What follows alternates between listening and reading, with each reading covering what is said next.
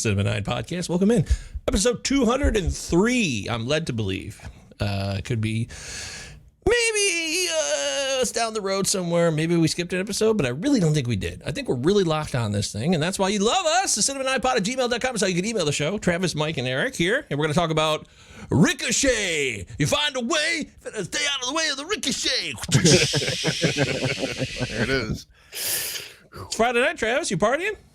I'm ready to rock and roll and podcast on a Friday night. That's right. The rare Friday night pod. Maybe we've done 5 max, probably. I like that number. Sure. Eric? Don't know, but what I do know is the projector is back. It's like 65. All Feeling right. like Pulp Fiction. Feeling like Pulp Fiction tonight on the big screen. Cool. Beautiful Good. night in Griffith, Indiana. Beautiful night in Griffith. Very Yeah, nice. that's lovely. Yeah, I've been. Idyllic. I haven't seen a movie on a projector in a long time. I can't remember. Yeah, last time we was at your house like 10, 15 years ago. Yeah, probably. I don't know. I used to be really in love with projectors. Like, oh, I'd love to have a sweet projector. We could play video games outside, like on the wall of the house, on the side of the house. Right. Never happened. We did drag out a couple of 30-inch old school TVs in 2003 on the dump front yard, sat out there all day. Watched drag a couch. Dark Blue. Yep. Drag a couch out in your front lawn and watch Dark Blue with Kurt Russell. Bunch of 20-year-old guys. Oh, man. Yeah. Well, that would be favorable. We were actually 22, 23, so it might be more sad, actually. But whatever. Well, my brain, I always like age myself younger in those years to like, as a way of coping for my Arrested Development. Cope. Yeah. Well, speaking of Arrested Development, it's a TV show. Travis has a TV show podcast he's focusing on. It's called Small Screen Sessions. Pretty exciting. Thank you. Yeah, it's we're churning them out every Sunday. We're talking about right now the TV show Dark Matter. I think next we haven't decided for sure, but we might do Shogun. Dark Blue? We might do Dark Blue someday if they do a televised, a television version of it, a remake. What if that happened? Somehow that shitty movie nobody cared about in 2003. Hey, we're going to do a series on it now. You're going to love it. It is Elmore Leonard, I believe, but whatever. It doesn't mean that was the last one. No, Ron Shelton. Ron Shelton directed that shit? Yeah. No shit. Yeah, awful. Yeah. So dull. Oh, wow. Well, we got emails. They're not dull. Our emails are excellent. We got 2 today from 2 different people, not just endless emails from Chad. In fact, there are no Chad emails. No spam today, as far as I can tell. Although I haven't gone to a different folder. I could look for spam, probably find it. It's fine. This one's from Christian, our friend. He's been on the show. He did that Zack Snyder movie with you. Yeah. Yeah, he did Dawn of the Dead with American me. Beauty. He did American Beauty with us. He did he jumped in last second as a guest host on some movie. I forget. It was something he hated it. We were pretty drunk. He was over at my house and we like shared a microphone and like was that just the 2 of you or was that me, you, and it was him? it was you, me, and him, but he and I That's were what in the same spot and I remember that. there were but I don't remember the years movie. involved. I don't remember the movie either, but anyways, we got exaggerated in our vocalizations. I do recall that. See? Anyways, what do you have to say? Recall. Recall. Recall. Lisa needs braces. Dental plan. Outdoors from Christian is the title of this email. He's an outdoorsman, I guess. He probably loves it. I wanted to quickly correct Eric, who indicated the last movie he viewed outdoors was in 2010. Though his memory has failed him, I can personally account for his presence in the summer months of 2013 in Ann Arbor during the city's week-long outdoor movie viewings in front of Rackham Hall. Yes, top of the park. Yeah. Top of the park, some Ann Arbor. They do that every summer. You can watch movies outside. I never did it. With but I think it 1,000 other existed. people. But cool. All right. We lived blocks away from each other and went to watch Jurassic Park one evening and The Big Lebowski another, though I believe his wife was only in attendance for the latter. Like Lebowski, TTFN. that's where I saw Jaws, and like there was like a 5-year-old kid in front of me just losing his shit. It was like one of the most satisfying like movie going experiences I've ever had in public. I'm like, this kid's watching Jaws for the first time. Might be a little young, but the excitement on this kid's face. And then I watched they played 1925 Phantom of the Opera there, and like the accompaniment was the like Carry On, that big chime fucking tower, like that was playing the score for Phantom of the Opera. It was fucking awesome. But cool. Yeah, I mean, I was just thinking in terms of like the home base viewing outside. When's the last time you were at a drive-in? 2007's Ocean's 13. I was at a drive-in for the last time. 2019, saw a double feature. Addams Family cartoon movie. Oh, geez. And that movie about the boys that are teenagers growing up as middle schoolers that Evan Goldberg and Seth Rogen did. It was like a rated R comedy with I think it was called Good Boys or something like that. Boys? Wasn't it? Yeah. I never saw it, but it wasn't very good. Drive-in. I can't remember the last time I was at a drive-in theater. It's been a we went to leave. The battery was dead. We're like, does this happen to everybody every time? Like, how else do you play what the fuck is this? What? Yeah. Bullshit. You gotta start the car every now and then. Yeah, well, you gotta start. Oh, you mean, were you talking about the battery on your car or a battery on like a speaker? No, there was no speaker. We just had to like tune to a radio station. Like we. Oh, that's what I thought. The movie. Then we're like, all right, let's go. That was a terrible film. Car's dead. Just sat there for 2 hours with the lights on and stuff. That's fine. No drive-in memory, Travis? I don't recall. I can't remember. Senator, I cannot recall that. I mean, I know I saw Terminator 2 in theaters, that in drive-in theater. That may have been the last one. That was like 91 or 92, whatever it was. Yeah. Teenage Mutant Ninja Turtles Part 1 drive-in. Definitely saw that. Out in Brighton, Michigan, the Lakes drive-in right by the main event. Somewhere. No, mine was in Tennessee somewhere. Tennessee. Mine was at the Wyoming. I think the Ford, Wyoming drive-in, which is in Detroit. Yep. I live not that far from it. I've been meaning to go for years and just haven't. No good reason. Just, don't want to make that 30-minute drive or whatever. Hey, I don't know. Dude, I hear that, brother. Life is rough. Life is rough. What does a TTFN mean as a sign-off? Ta-ta for now. Jesus. Wow. You got that fast. That's amazing. Good job. I'm good at being online. Got that. I have freshmen again because school has started, and one of them threw out Sigma, and I'm like, yeah, Phantom Tax, Sigma, Ohio, I get it, I know. And they're like, oh, really? Yeah, I went to the Urban Dictionary on that one. I'm like, you better watch what you call me. What the fuck does Sigma mean? Like, no. It means that you're awesome. Yeah, not Rizzler. Yeah, that better not be Cap, bro. Yeah, no much. Cap. Yeah, that's already old. Yeah, that's dated. I kind of blew it. You catch some guy says bet in Ricochet. Some dude gets told to do something. He goes bet. I'm like, what the fuck? 91. They're saying bet. Oh yeah. I didn't know that. As far as I know, this I've discovered it as part of African American culture. I really have. Yeah, like all of our slang in America. Oh, wait a minute. What about okay, Daddy-O? Cool, Daddy-O. That sounds very white to me for some reason. It's so lame. Cool, dude, you know that totally probably started in jazz clubs and then was co-opted at the Black and Tans by the Whiteys. Yeah. Cool Whitey. Thank you, Christian. This one is from Joe Lowry, a good man, a fine, upstanding American. It's titled, Eric, get ready, Joker sequel. Hey guys, I hear the Joker sequel is getting pretty bad reviews. And I'm just sending this email so I can hear Govier say Lady Gaga. Cheers, Joe. There you go. I said it. He got an 11-minute standing ovation at work at Venice or Cannes, right? Yeah. What? So some people are liking it, but I read an amalgamation of reviews that were just ripping it apart. Yeah, it's a shame. I mean, what I tell you, Mike, the night that teaser dropped, I texted you immediately. I'm like, Todd fucking Phillips doing it again, rehash. Yep. Which me and Travis actually saw. Rehash. Do we see the Hangover sequel together or the original in the theater? You and I did that when we lived in Ann Arbor apartment. I don't remember, but I think it might have been the sequel. I was very disappointed. Maybe the third one, for all I know. I don't know. Even worse. That was definitely not a trilogy that got better as it went along. No, there was the ultimate cash grab, and the director happened to be Todd Phillips, who directs this. I'm really worried. Yeah, he made $1 billion, whatever, on a movie that they said, oh, it's a one-off, and then they're like, oh, we made a bunch of money. We're going to immediately turn around, and Joaquin's going to lose too much weight. We're going to get some star in it, and apparently kind of underuser from what I'm reading. Yep. I don't know. I'm not in a rush to see it myself.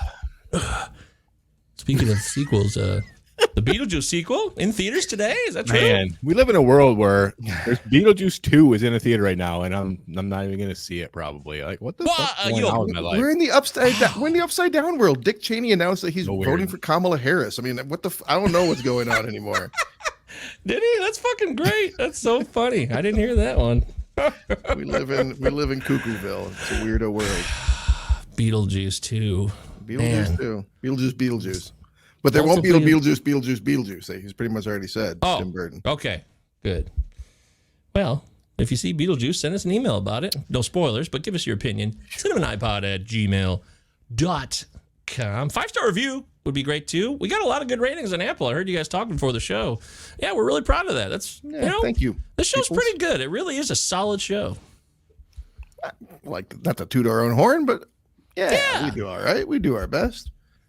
This is like Eric said a few weeks back or a month ago or whatever world it was in, when a lot of people just kind of go bit by bit of every movie. We don't do that. I like our style. I'm proud of us. And that makes me feel good, because sometimes it's hard to find good things in life. And when you got something, grab onto it and love it. To quote John Lithgow in Ricochet, sure, I'm going to make you feel even better. Oh, he's upset because it feels so good. All right. We'll get to that soon enough. Look at that face. That's a great face. Hopefully, screenshot that. If you see this video on YouTube later, screenshot. I swear to Mike, I am not joking. I watched that clip last week. I don't know if I've got similar YouTube algorithms. Did I send it to you? I don't think so. I watched it. I was laughing my ass off, and like all of a sudden it pops up on your podcast, and I'm like, yes, that face. That face. For those that don't know, Is It Safe? The show that I do with Steve and Luke. And yeah, we talked about George C. Scott for a minute last night, and he was taking a drag of a smoke that was just like the guy in Rounders. It was so funny. It looked so funny. Great. Anywho, Travis, it's September. We're almost to fall. The weather will cool down. You'll be feeling even better about that, just like I will. But what movies go at this time of year currently? Well, I haven't started quite getting into the spooky stuff, but I've definitely watched a bunch of stuff in the last couple of weeks. I watched a lot of comfort movies. I won't touch on all of them, but movies like Quick Change, America's Sweethearts, Dirty Rotten Scoundrels, the meatloaf of movies. Let It Ride. Did a few of those.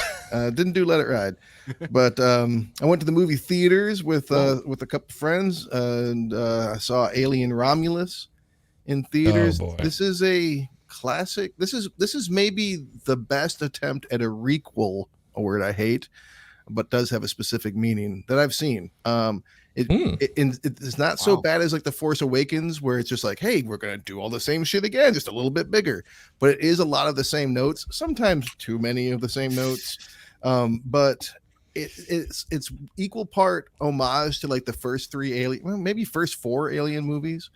And but it still kind of like feels like its own thing, and it's got its issues. It's not great, but it was good. I was glad to see it in theaters. There were moments that were tense. It's not bad at all. I definitely would recommend Alien Romulus. Fede Alvarez. I was just thinking of the last good requel I saw, and it was his Evil Dead. I thought his remake was fucking awesome. Yeah, his remake of Evil Dead was fucking awesome. He's pretty good at handling this kind of stuff. Yeah. And I think that he's probably revitalized the series, the franchise. I think that, I think it was a good move. I think, cool. And I'm looking forward to more from that. It's always going to be more of the same. There's only so much you can do with this, but it's still entertaining, which that's fine. Same group of guys. We came back and checked out Zombievers from 2014. I don't know. It was an idea. But Zombievers? Zombievers. Yeah, the movie. It's a movie about beaver zombies. I'm sorry. Sounds great. Sounds like a feast movie. It wasn't. Well, that was pretty much. That was what we were hoping. It's not even good enough for the feast. Not very. Oh. No. Wow. No. We demand. That says a lot. We need street trash level or better. Which just kidding. That's the cream of the crop. Doesn't get any better than street trash. I watched all of the Sherlock movies. I thought this was a TV show, but apparently it's 3 movies per season for 4 seasons because they're like an hour and a half long, and there's only 3 of them per season. But I'd never seen them before with Benedict The Cumberbatch one. Yeah, Oh, okay. Cumberbatch and Martin Freeman. That first season's so strong, and then it kind of turned into hate watching a little bit by the end of it. I mean, it's very network, man. It is so network TV. And I think Andrew Scott is a fucking terrible Moriarty. Just awful. That's how he Moriarty's around. I don't know. I've got some issues. There's some parts that I loved about it. I really love the chemistry between Cumberbatch and Freeman. There's some good stuff, but yeah, I'll continue. Speaking of Michael Keaton, I checked out Knox Goes Away from 2024, directed and I've watched his starring trailer. Michael Keaton. This was a pretty good movie. I liked this. No shit. Yeah. He's got a steady hand as a director, not just very gentle touch. And the story is pretty cool. He's got, it's a hitman that finds out he has like rapidly advancing dementia, and he's got a limited amount of time to get his shit together before he's done.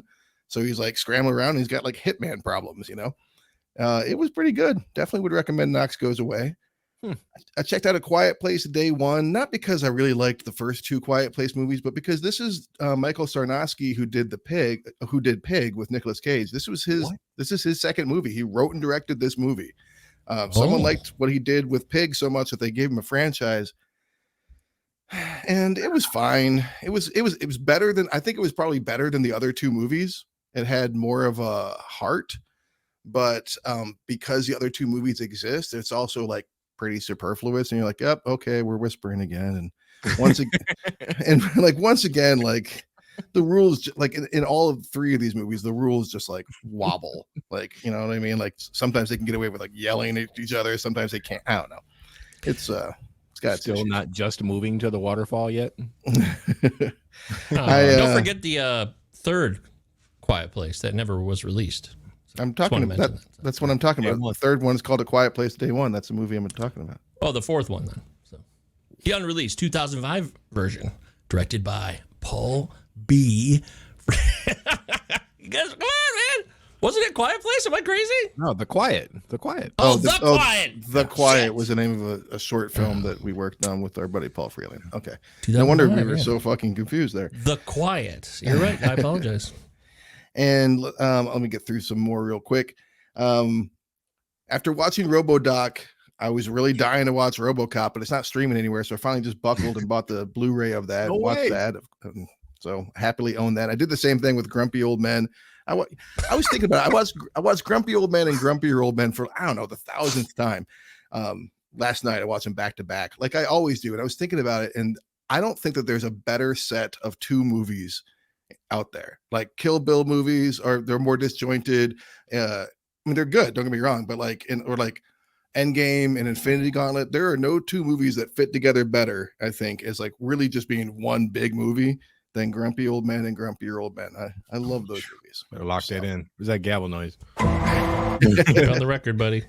Last but not least, and I'll wrap it up. Adam Sandler has a new comedy special called Love You on Netflix. Did you watch it? No, but I heard a lot about. I listened to an interview with him. I want to. I would love to. It's on Netflix, right? Yeah, it's on Netflix.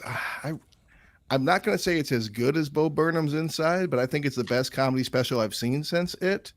It is a little bit different. It's different. I mean, it's still the fucking poo-poo pee-pee jokes. There's plenty of that goo-goo gaga shit, but a lot of it is very musical, and like he's Josh Safdie, dude. That's his touch on this. Makes a difference, I believe. It's partly him. He does a really good job directing. It's got a real cinema verite style. But also he like Sandler's doing some different stuff here than he's done in his career before. Again, a very musically based set. It's cool, man. Check it out. I was pretty moved by it, to be honest. That's what I'm hearing. Hell, Rob Schneider, who I loathe, even he was saying good things that made me sound like that's because he's in it. Pops in. Well, yeah, he's in it too, but well, he's got to pay rent somehow. You know, Adam's got to look out for him. Oh, Rob's behind on rent. I better let him in a movie. I'm really excited to see that. I would love to. Yeah, I need Netflix so I can try to get my ass in front of a screen to watch that thing. It sounds really beautiful and really funny, and all the things you said. So you're saying that independently of other people who don't know you, and they're saying similar things. I'm in. I'm excited. I hope I get to watch it soon. I hope you do too. And Thanks. RoboDoc. Yeah, that's a commitment that it's right at the top of the list. In fact, if not the top, there's no doubt.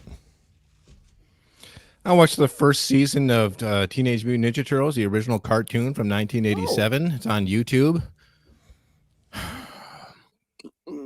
Animation's bad. Like the animation's bad. I didn't realize it was that bad. It's all shaky and weird looking, and but it's still fun. It's still fun. And then I followed it up with catching up on this Murdaugh murders. I was like, who the fuck is this guy? Why do I keep seeing this face? I better check out what this situation is here. Oh my god, dude! Fucking asshole. Yes, there's something really funny related to that. The son of Murdaugh. Oh my god. Yeah, he calls his grandpa Paul, and I just love the way he says it. Paul.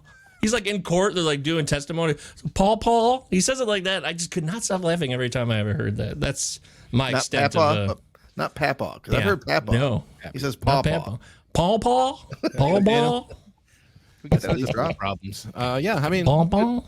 well-produced documentary, depressing as fuck, way too long. Then I followed it up with an excellent documentary, The American Nightmare. This is a documentary chronicling 70s horror.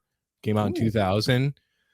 I'd never even fucking heard of this, and it's on YouTube. We got excellent retrospective interviews from John Carpenter, Wes Craven, Toby Hooper, David Cronenberg, John Landis, all of the heavy hitters. And it's not George Romero, and it's not just like about their movies. Their movies are a big part of it, but it's more about its like contextualization with late 60s and 70s America and how politics affected horror. Like this is the gold standard for history meets horror. This is a must see on YouTube. I'll have to watch it. Sounds awesome. Fuck else I watch. Sopranos. The Sopranos been nonstop, and I gotta tell you, man, this is a kind of a hard show to binge. Like when you're my age and you're struggling with like anger issues. Oh, It's hard because like I've been snapping at people like fucking Tony. Like, 3 weeks. Yeah. It's fucking weird. It's like I should never come down here to tell you this shit. It really does kind of get into your bones. And it also kind of makes for a depressing night of television. I'm sorry. Like it's an excellent show, but like when it's over, I'm like, Jesus Christ. God, man, so much death, and You're really ugliness. taking it in, huh? I guess.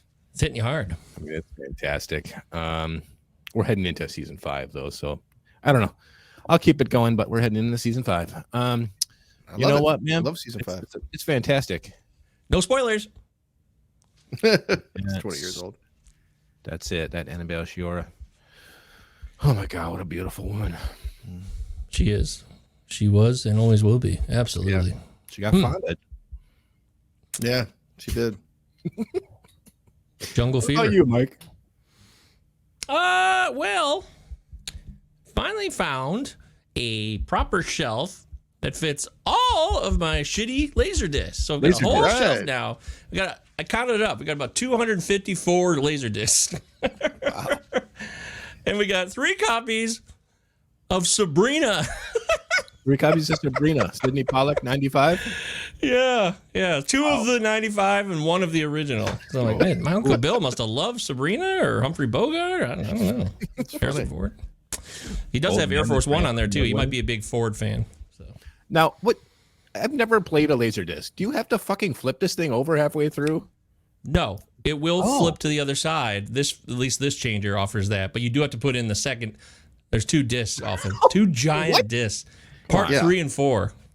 Yeah, Yep. it flips over. Like it's not halfway through. It's like halfway through. If you have his kind, you're lucky. Most if you have the cheap version, you have to flip it over every 15 minutes. Yep. Yeah. Donnie Brasco, we got that, and so the first disc was over, and then I had to switch it out, put in disc 3, 4. So. Is the quality pristine? No. This is so dumb. This is a pointless venture providing no benefit other than like, oh, cool. Look at this. I did something with my life. But it is cool to play with them and look at them. It's like albums. It has that appeal, and that's the coolest part, really. Just kind of like, and there's a lot of good bonus material on these things too. So I haven't got a chance to get into them. We watched, because we did Reality Bites on the show recently. So he's got singles. I got singles on Laserdisc. Nice. So I threw that on, and it looks shitty. Not Singles' fault. It's dead tech.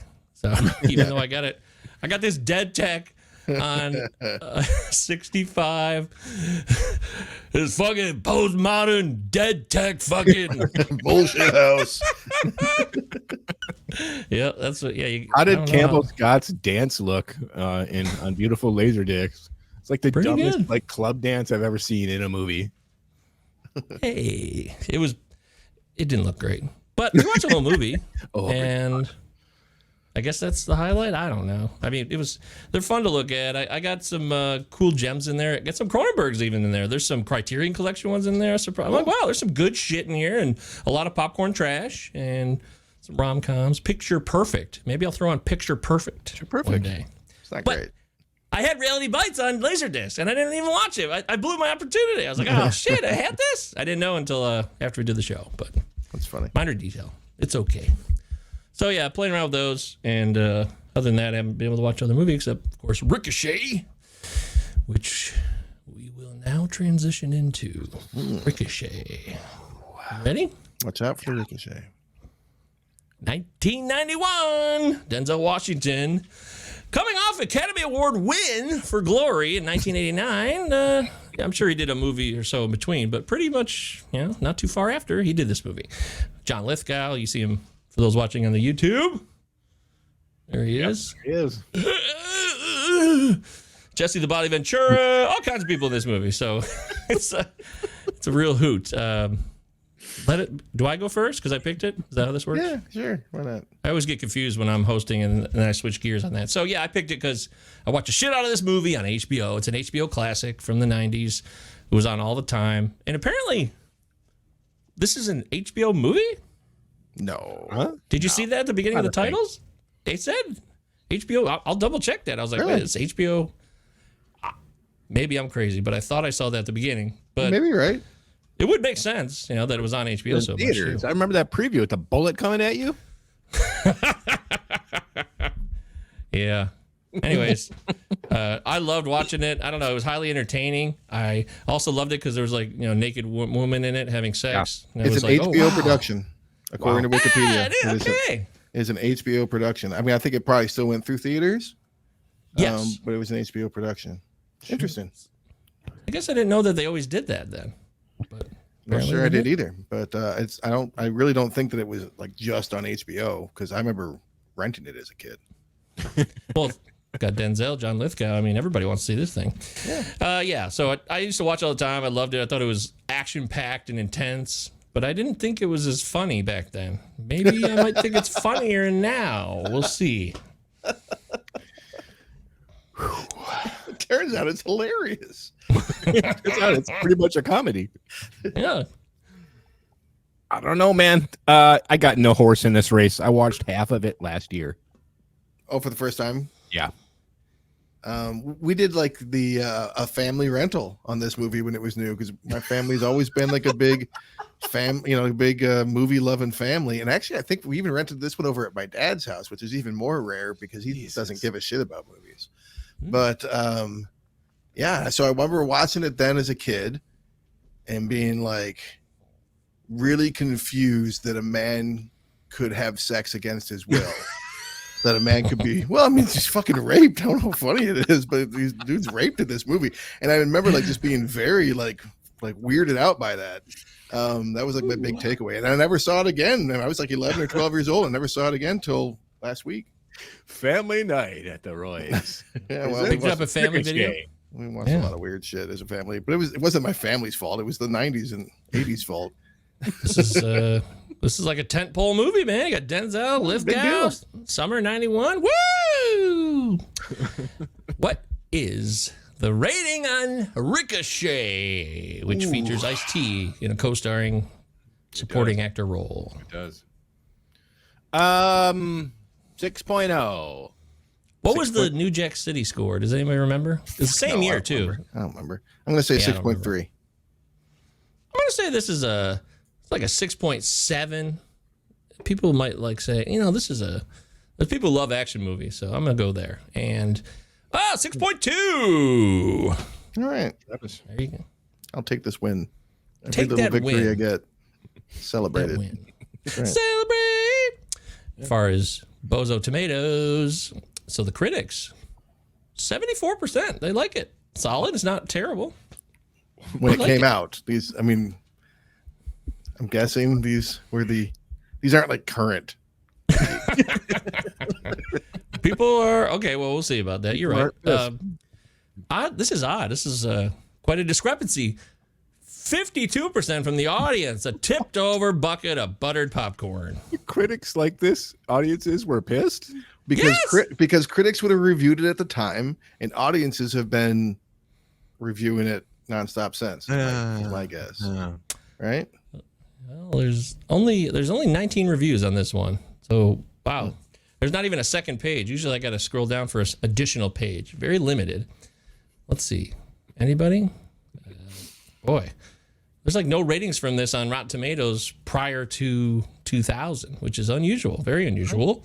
It is odd. It is odd. Marjorie Baumgarten of the Austin Chronicle now this is in 2003, okay? So it's after the movie came out 12 years later. Sick. And what's not sick is out and out preposterous. Very clear. Was that for Christian Moms Weekly? Wow. That was the Austin Chronicle. No religious bent. Is there a little picture of her wagging her finger at us? Scolding you if you liked the movie. No profile picture, no avatar, no nothing there. Sorry. Yeah. Janet Maslin of the New York Times. Yeah. Again, this is in 2003. I don't know why. But New York Times said this. The screenplay by Stephen E. D'Souza contains many glib, obscene wisecracks. Oh, yeah. Plus the misinformation that Anna Karenina was Tolstoy's first book. Oh, shit. D'Souza. What else did he do? That name's familiar. Die Hard. Souza. Yeah, okay. Oh, and yeah. many others, I feel like, right? Street Fighter, 1994. Roger. Hey. 48 Hours. He wrote 48 Hours. Yeah, he wrote Commando. a bunch of shit. This guy, Name. This guy's a big deal. This guy and Joel Silver, get them in a room. Cocaine basically writes the screenplay. Oh, yeah. He did The Running Man in Judge Dredd. And Hudson That's Hawk. great. Yeah, he's done stuff we've Hudson covered. Hawk. No, I've never seen that. Stephen E. Commando. D'Souza. Commando. Stephen E. D'Souza. Stephen E. D'Souza. Still alive. Still alive. He's not dead. Still kicking around out there. He survived the coke. Yeah. Good job. Pulls coke. E. Almost D'Souza. gone. Good job on avoiding the coke death. Heroin, the clap, cocaine. Yeah, I have full access to your medical records, not you. You have to clap, sir. How about here we go. V. He wrote V. Remember V, 1984? No, I don't know that one. Oh, really? That was a big What? deal in the Huge. miniseries. Yeah, it was a V? huge miniseries. Yeah, Lizard People. They Red? remade it in the early 2000s even. Is it like Battlefield Earth? No, more like it influenced. I mean, it influenced stuff like what was that alien invasion show that in the Alien Nation? Alien Nation? Yeah, it was total Alien Nation. Love was totally Alien Nation. cribbing off of V, The guy with the painted things on the back of his head, bald head? Yeah. borrowing heavily from V. I feel like, if I recall, Totally ripped correctly. off by Will Smith in that movie a couple years ago. Yeah. Anywho, TV Guide. So this says TV Guide, but there's nobody who's accounting for TV Guide. It just says TV Guide. their initials. Hi, I'm TV Guide, a film critic. I am a longtime critic, TV Guide, Guide. Guaranteed success in Guide. entertainment reporting. Change your name to TV Guide. Yeah, hell yeah. Terrence Victor Guide, thank you. Well, get ready to laugh because here comes the review of brutally entertaining film. That's it. Yeah, I'm laughing at that review. Laugh it up, fuzzball. Yeah, but that was approved by TV Guide. No gender. I shouldn't say he or she. They. TV Guide, they said a brutally entertaining film. And then 2021, Nick Rogers. This is a couple years ago, so this is kind of, we could do this better than Nick Rogers can, but let's give him a shot because he's from the Midwest Film Journal. And he gave it a red tomato. As more of a nasty psychological thriller, it could conceivably be an art house release for Silver Pictures. What? In the absence of big set pieces, it evolves into an unexpectedly incisive satire on America's cycles of triumph and teardowns for famous faces. What does he think an art house is? Maybe the Midwest. We live in the Midwest, and we still know what an art house is. You're right. I don't know. That is odd. So anyways, thanks, Nick. And then lastly, LA Times, Kevin Thomas said, Ricochet is genuinely scary, suspenseful, and disturbing in the best sense. Yeah, how about that Alan Silvestri score coming right at you out the gate? A little more Back to the Future for you. Oh, yeah. That noise, it's Silvestri immediately. Oh, that bass, yeah. You know that noise. It's a Silvestri score. Bum, bum, bum. Bum, bum, bum.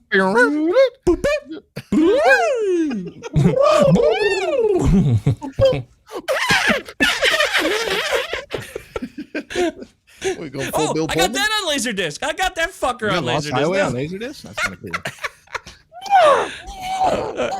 Right away. I just could not stop doing that when I saw it. And we'll never get tired of that.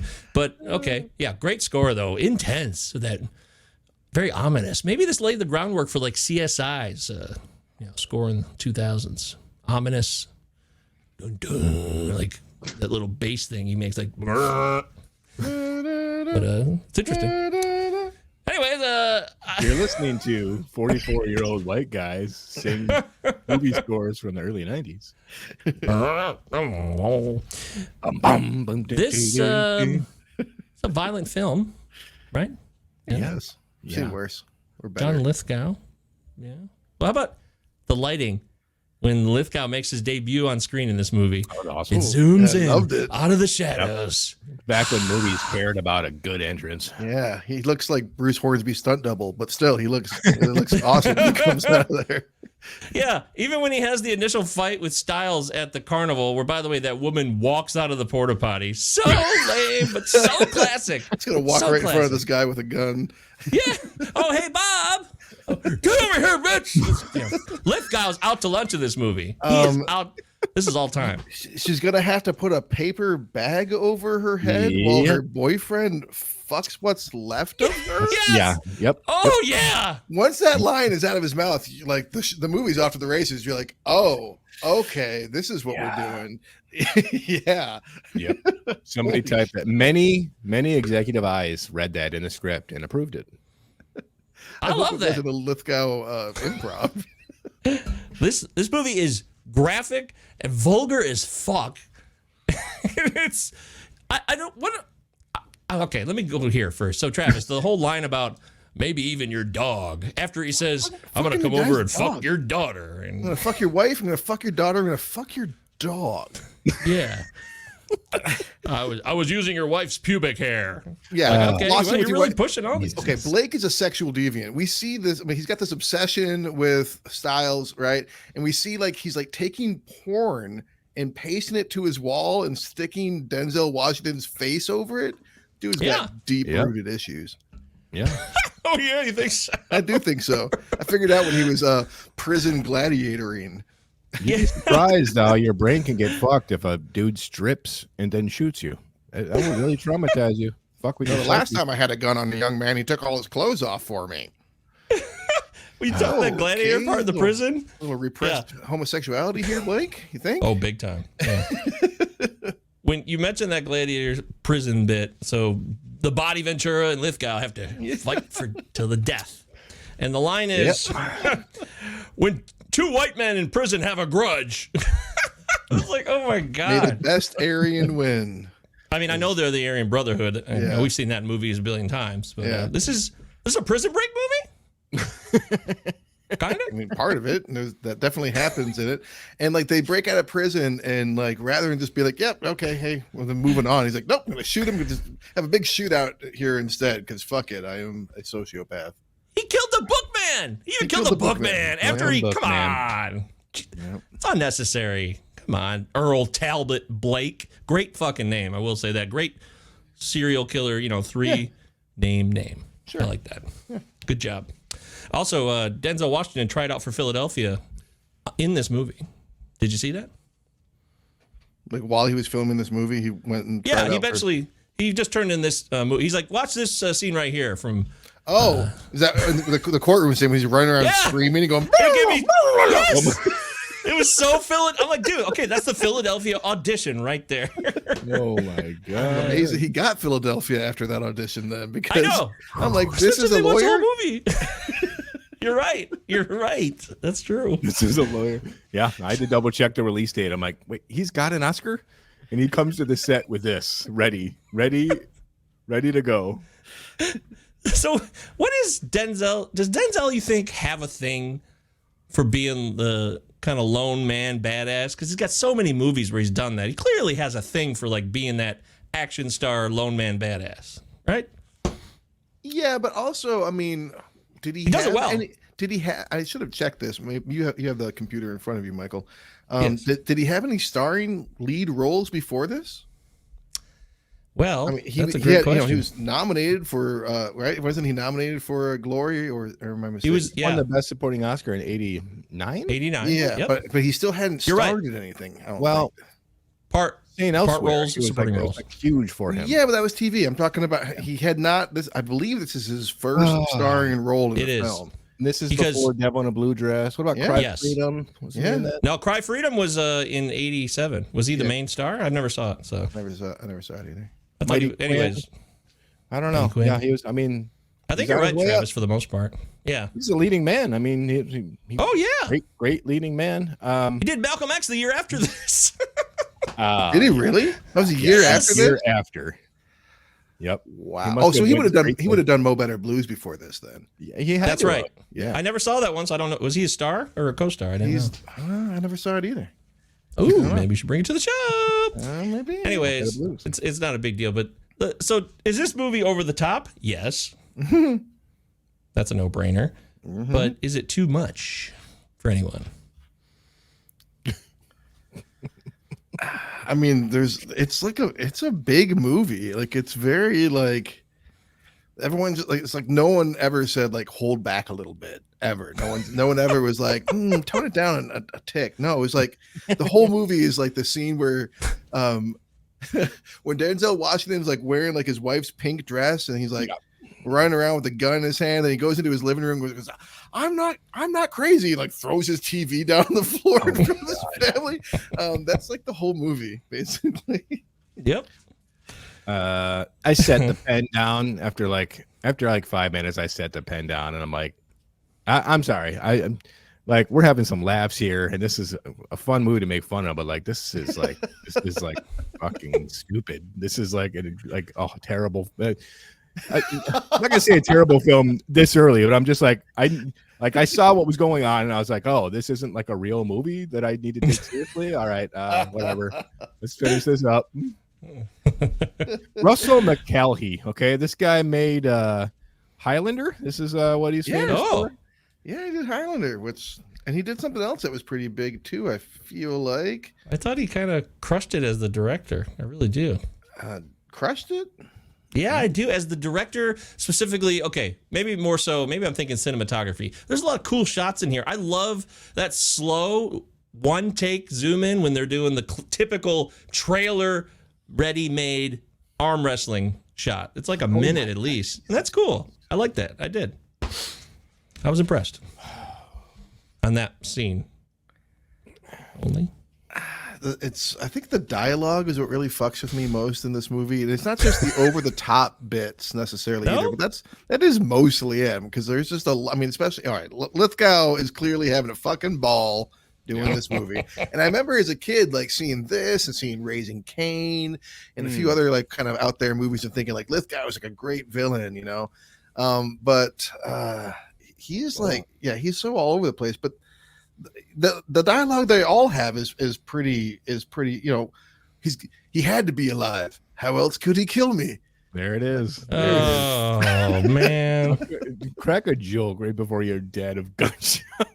Yeah, Kevin Pollak's got to throw that in there. Why not? Hey, I watched this guy shoot my partner. Then he tosses me the gun. I'm gonna catch it and just put my fingerprints all over it. Well, this movie goes way too far. It goes way too far with this guy builds up years worth of social capital. He's like one of the most respected dudes in the city, and immediately everyone gives him no benefits of the doubt. It's just like, I believe fuck, that, dude. I believe that, dude. No, I You totally believe believe it. Yeah, I totally believe that. Like, and like the guy that his buddy that kills himself, but really he's murdered and like made to look like a pedophile and stuff. Like people like that, those kind of crimes, people are real quick to just be like, oh, you're a fucking terrible human being, before like you know the jury's really out. But on the other hand, like if you are trying to get your life back and you're trying to like convince people that you're not what that they're saying that you are, do you want to get up on front of all the screens on TV and yell, I run a child pornography ring, I killed my partner? You don't need to do that part as you put lipstick on for some fucking reason, like you're Steve Buscemi and Billy Madison. On top of the world, ma! On top of the world, ma! Yeah. I don't know if that's gonna help your cause to yell that you're, you know. Yeah, but run the a closest CT people ring. to him know him. Not just, I can understand the general public turning on him and even like coworkers, but his wife and his partner, it's just, that part bothers me. They're going to give him a lot more room, and they do kind of, but that bothered me. And it still does. Hey, well, this is like supposed to be like in the Die Hard universe. I read it's supposed to be like in the same universe. It's supposed to be like a spin-off of Die Hard. Really? Yeah. Well, yeah, it's supposed to be a spin-off of Die Hard. That, in fact, John Amos's character is also in Die Hard, the same guy. Die Hard 2, right? Yeah, Die Hard 2. Yeah. It's supposed to be in the universe, but with Die Hard, with John McClane, we get like a main protagonist like with some conflict, or who's not just like a prototype. Like there's something to his character.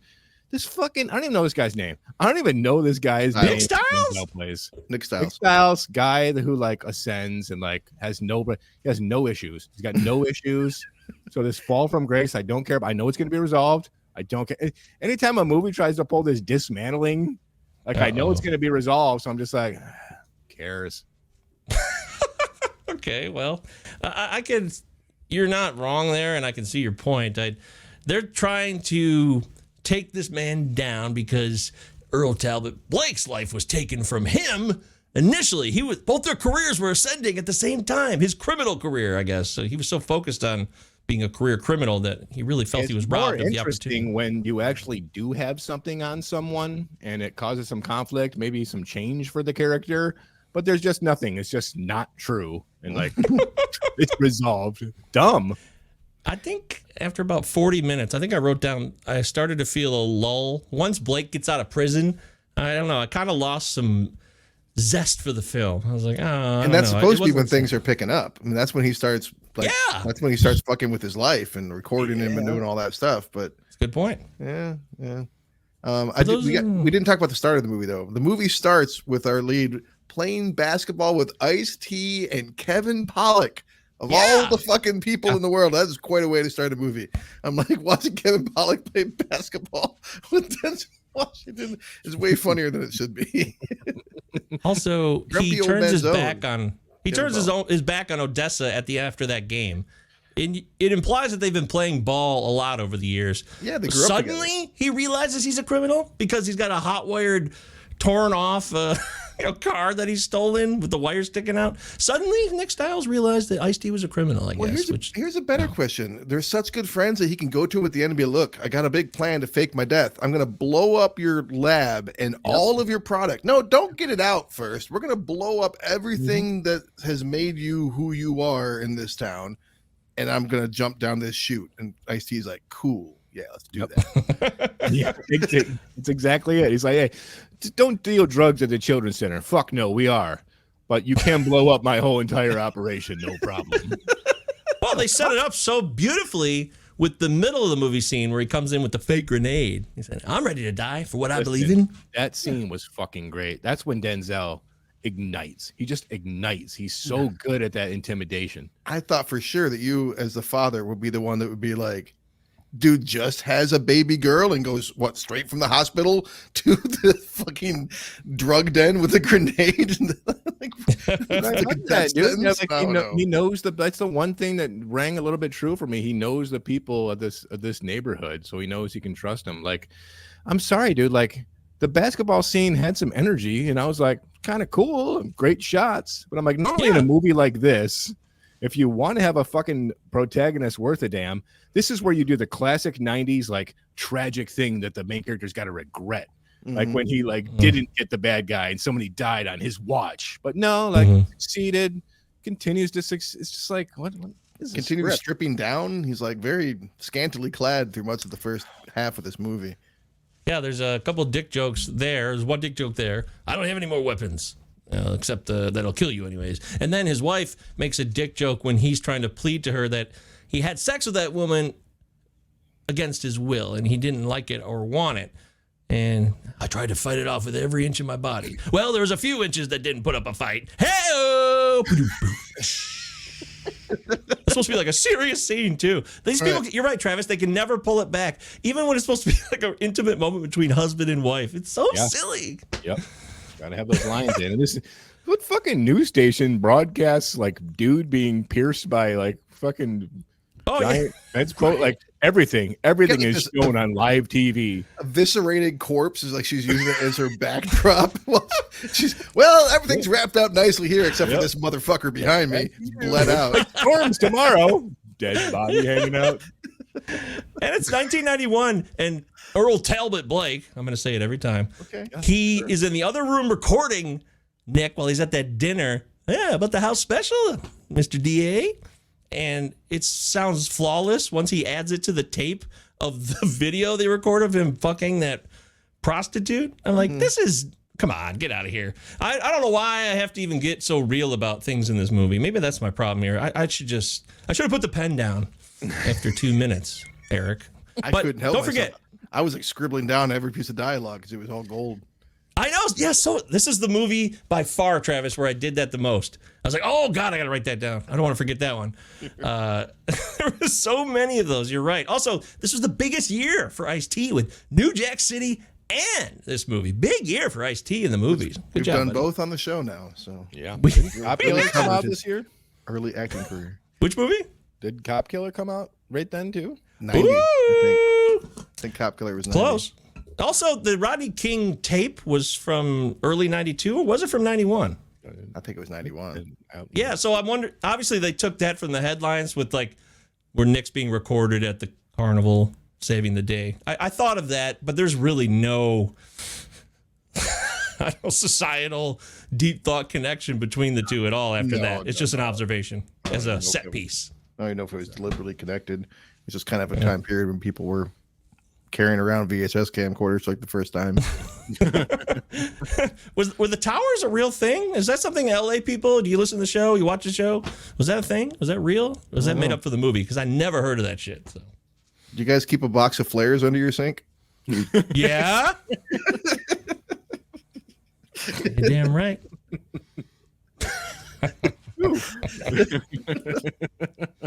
That's funny. That's really good, actually. Oh boy. Bet. Well. Yeah. Oh, all aboard the Speedball Express, Nick. I mean, Lithgow is nonstop with the liners, and it makes me laugh a lot. I laughed a lot. I really did. And it's not supposed to be funny, but it's funny. It really is. He's so pissed off of this movie, dude. He is just a ball of fury through this whole movie. Just white hot fury. Yeah, he's definitely if this was a Die Hard sequel, I mean, we've got a fucking really intense antagonist here. But it's just like this revenge. Like I can't get behind this revenge. Like that's all he wants is revenge. And like I want my like early 90s bad guys to like want major takeovers and to blow up that fucking tower and like many hostage. He just wants revenge because he got caught. He's like a fucking crybaby. The Fan. This is like those movies, right? Yeah, always. Love the Fan. Yeah. Well, that might be a better movie. Here now, Bobby. Stalker revenge film. That's what this is. Like I said, it's a prison break movie, a stalker revenge movie, a action film, of course. And the dumbest scene for me, guys, and we've talked about some dumb shit in this movie, but the one that I really just couldn't handle it, oddly enough, was the parole board hearing scene. Oh my I got pissed. I actually got a little pissed because he sets up his one-liner, of course, maybe I'll come over and fuck your wife and your daughter, hell, maybe even your dog. And then these prisoners are in the room for some reason with drills. I'm like, wait, is the parole board hearing room in the same room as like the wooded room, like where they're doing woodworking? I was like, what the fuck? The plate factory. Is this safe? Like nobody questions it. No. Yeah, they're just gonna proceed while these guys they didn't check their credentials at all, just drill in the background. You're right, man. And they all look weird as hell when they're walking out, like it's not unusual or strange. Put the worst madmen in this office to make copies during this parole hearing. Oh, we haven't even talked about the lackey then. Yeah, the lackey. That guy. The guy's lackey. Yep. Who dies. He dies for him. He does. Is this a storied movie trope, right? Ned Beatty, Lex Luthor. Yep. Yeah. Guy's annoying as fuck. He did a good job, but he's annoying. He's a good toady. He's a great toady, but I was thoroughly glad when he got killed. But I was proud of him for finally sticking up for himself at the end before Blake blows him away. Earl Talbot Blake, that is. Inopportune timing, though. Like, I depend on this guy to get me down and out of this situation. I'm gonna start screaming at him now, and of all times, I'm gonna tell him what I think as of the last 15 minutes. I worship the ground he walked on before that, but I've never been more vulnerable physically, and I'm gonna do this now. Oh, you're right. That is so silly. Wanted to die on national television. That's it. never been more Clearly, yeah. Oh boy. Yeah. Well. And okay, so that court scene where he did the Philadelphia audition, the movie is doing too much. Just they don't give this movie, maybe of all the movies we've done, for real, trust its audience the least to get anything. So they have to do these like kind of up close shots of the judge like going, oh, it's impressive. This guy's on the rise without saying it. It's like, come on, we know he's on the rise. You don't need to shove this down our throats. Very over the top again. It's a pretty over the top movie. Well, we agree there. Fuck yourself, cream cake. Well, shall we? Mike, you brought us this resurfaced after 33 years. Take us back. Wow. Amazing. Yeah. It was entertaining to watch. There's no doubt about it.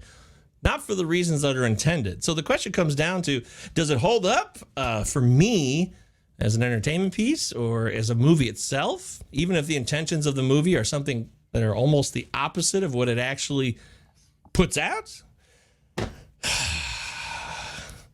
don't know. I have a clarity confusion on this one because I was entertained, but it's so dumb. But it's for all the wrong reasons, but who gives a shit? Because it's a fun movie to just have a good laugh, especially if you watch this with a few people. I bet you get a lot of laughs out of it. And the one-liners alone are just so out there. I mean, this movie is just like, just get ready to have your senses blown away. Total overdrive. And I like that. The characters are not boring. I was never bored in this movie. I said I felt that little lull at that one point, but nah, otherwise I didn't. So I'm going to say it holds up, man. It was fun to watch. It was. I think I'm probably going to be in the middle of this sandwich. Yeah, I was bored. I was bored because like we got Denzel Washington at the height of his powers. Yeah. And like he's got nothing to do but just ascend and until like he just acts like an idiot, like fucking talking about like Ronald McDonald or whatever, fucking dancing around on the buildings. Buffoonery of the highest order. Dumb characters. We got John Lithgow. You're right. He's having fun. And I'd love me some Lithgow. Blowout. Raising Cain. This guy is one of the great movie Trinity Killer in Dexter. One of the great movie villains of all times. He's doing his thing, but he's giving some downright cringeworthy dialogue that would make fucking like I don't know, Tarantino blush. I mean, it's too dumb. Script is too dumb. D'Souza fucked me on this one. I came in wanting to have fun, but I was just like, God, this is stupid. And Like you want this same exact thing. Like a cop is going up against a really scary bad guy. We got a high body count. Throw it Cobra. Throw this fucking laser disc out the window. Doesn't hold up. All right, so it comes down to me, I guess. Let's be serious. This movie's a fucking joke. This movie's a fucking joke, dude. Does not hold up by any standard. I'm sorry. Oh. It's fucking terrible. Laughable. Entertaining in the ways that you described, Mike, but like I'm gonna gauge it on like its intention, not its not what it achieves. It might be a good one for the feast, honestly. Yeah. It is a fucking goofball of a movie, but it is not something I could take remotely seriously. Especially if it's like if it was an intentional comedy, then I might be like, yeah, okay, this is wild, but yeah, not for me. No. It's funny what Mike. 33 years of movie watching can do to your opinion on a film. Because I think I took this movie really seriously when I was young. I was like, oh, this is intense. This is serious. Yeah, I did. Yeah. Now it's like, oh my God. Laughable, man. But the classic 80s and 90s line, you hear this one. I think you hear it in Steven Seagal's Hard to Kill, maybe. There's a lot of 80s movies that say, money talks and bullshit walks. They use that one a lot. They did. And that's in this film. So just want to say that. Yeah. Well, I'm glad I watched it. No regrets. If you saw it and you have different opinions than us, cinemanipodgmail.com. As we move into episode 204, Travis. Oh, shh. I heard that. How do I do that? Shh, shh. You do it sometimes. I've heard you do it before. Yeah, that's amazing. I think I have a gap that might be expanding in my teeth. What are we going to do for the next episode, Travis? We're all dying to know. You know, I feel like, you know, we're on year 4 now, right? Or we've done 4 years, so we're into year 5 technically. Right? That's right. Done over 200 episodes, and I think that there's a lot of movies that all 3 of us have probably considered and been like, we'll get around to it. That's an obvious one. We'll get around to it. And here we are, almost half a decade into this thing, and we still haven't gotten around to a lot of them. So I've got one that I know you both have considered. There's no way you haven't considered this because it was a true classic for our friends group. And I feel like it's a good one for this show because it's one we watched a whole bunch and haven't. And I'm guessing none of us have seen it in a long time. Maybe you, Mike. I'm not sure. Well, maybe both of you. Who the fuck do I know? Or what the fuck do I know? But I'm going to go back. I'm going to stay in the 90s with a problematic lead. Hollywood movie, 1994's Swimming with Sharks. Oh, fuck. Hey! Perfect. I'm looking at my list right now. This is number 2. Well, now it's number 1. It's time. I cannot believe we haven't done it yet. Right? It's time. Great call. You're right on all counts. It's been years. Yeah. What will I happen? have not fired it up in a really long time, Travis. Time to check in with Buddy and Guy. Yeah. Yeah, we used to watch the shit out of this one. Right? No doubt. Buddy, who knows now? Yep. Who knows now? I really have. I think it could go either way. I really don't know. Vice president of production at Paramount. Name of the dog.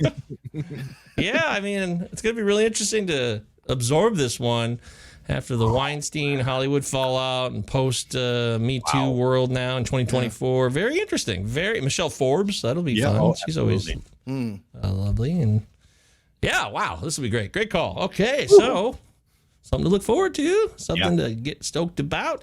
We're going to do Swimming with Sharks next.